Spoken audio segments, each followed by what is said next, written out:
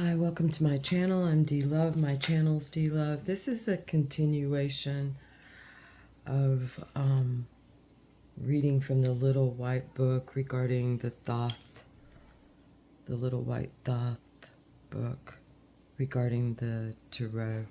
I'm going to go more in detail this weekend and read some of the actual essays. But today we're talking about the Knight of Swords, which is the grounding force beneath this card of abundance that crowns, and this that grounds the Fool in this part of the equation. So let's take a look at that as part of the grounding force, bringing in a sort of energized personality into this, and in this case a masculine personality, genderless, quite effeminate according to Crowley and his tarot. Okay, the knight or king in some, mistake not that this is a prince, this is a king, a knighted king. The birds fly in his airstream. The Knight of Swords represents the fiery part of air, a man active, skillful, and clever, fierce, delicate, and courageous, but often unreflective. And that's in his best. That's at this energy's best, I would say, according to this. I can think of better things, actually. Ill-dignified, that's dignified. Ill-dignified, that's how Crowley liked to say it. One of his best attributes, as far as I'm concerned, is that he spoke of dignified and ill-dignified. A man incapable of decision. Let's say a masculine energy. Incapable of decision, deceitful, tyrannical, and crafty. I would say that is the flip side. I don't have the wheel right in front of me, but I believe the dates on this are like either the 17th, maybe 15th. I'll have to look at the dates of May through the 13th or 14th of June. So this is late Taurus, early Gemini energy. Very powerful energy. And that grounds us. I'm going to put it down, and I think you can still see it. Excuse me. That was the everyday divinatory. And then let's see what it says in the application or the exhibition of the playing cards.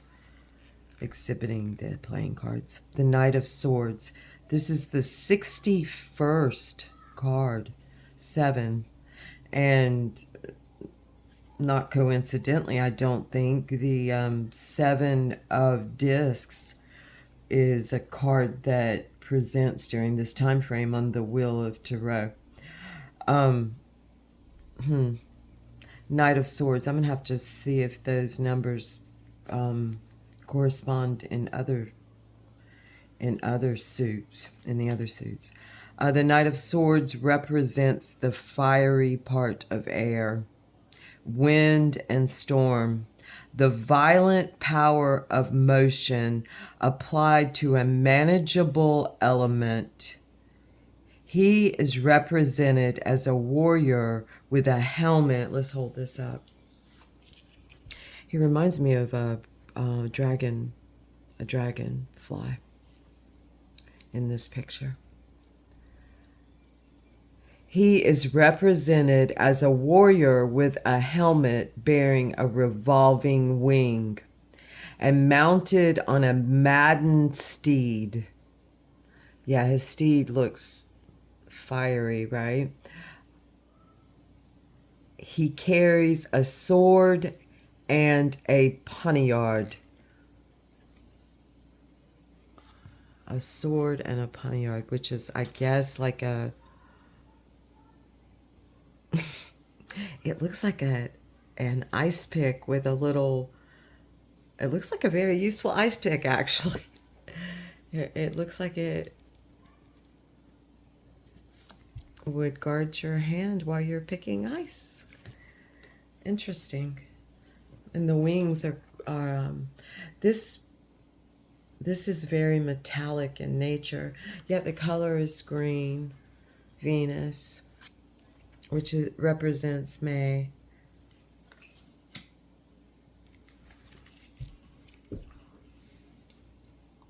Beautiful. Okay, I'm going to leave this here so I can switch back and forth between these sections of the book. Uh-oh.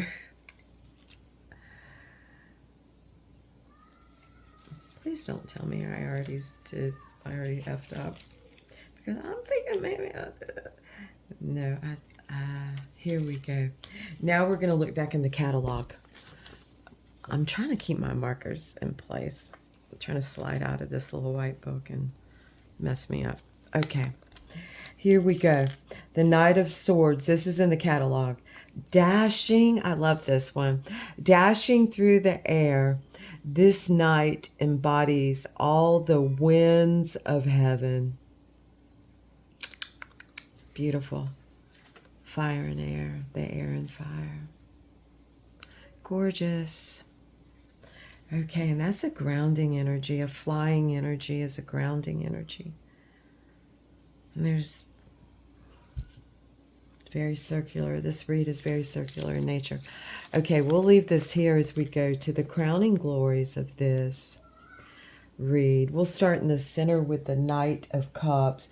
I may have called this the Knight of Wands and given incorrect attributes to this at one point. I didn't watch, but I have a little memory of calling this the Knight of Wands.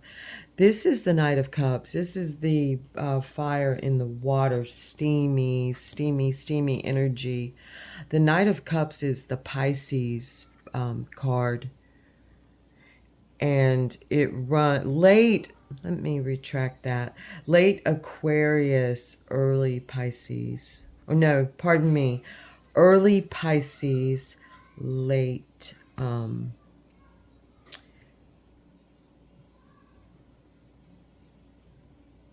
late Pisces. I'm getting myself all twisted around with this because I don't have the wheel in front of me or the dates. Late Pisces, early Aries. So it's either 20 degrees or 30 degrees Pisces to 20 or 30 degrees Aries. I'll have to look and see. I'm not going to do it right now. But also we're going to read what this says, but this reminds me of the blades of a fan.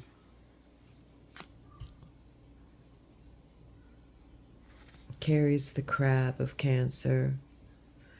Let's read about this according to the book. All right. We'll look at the mundane. I keep saying mundane. It's not meant to be like it's just the regular divinatory, if you would want to use the divinatory meaning of it. Okay, here we go. Every day, kind of a simple reading. Knight of Swords. No, I went to Swords. Excuse me, folks. Let me go back to Cups. Here we go. Knight. I did it again. Here we go. There's Cups. Knight of Cups represents the fiery part of water. A man who is a graceful dilettante, amiable in a passive way, quick to respond to attraction and easily enthusiastic, exceedingly sensitive, but with little depth of character. That's dignified, ill-dignified, sensual, and idle man. untruthful, prone to melancholy and drug abuse. Let me pull this over. I gave birth to a Knight of Cups on February 24th. And I will say that she, remember, this is genderless. This is a masculine energy, though. She's also a 33. Life path number. Represents the fiery part of water. I can so see this. A masculine energy, I'm changing the words in here, who is a graceful dilettante, amiable in a passive way, quick to respond. I just thought of how she embodies this in so many ways.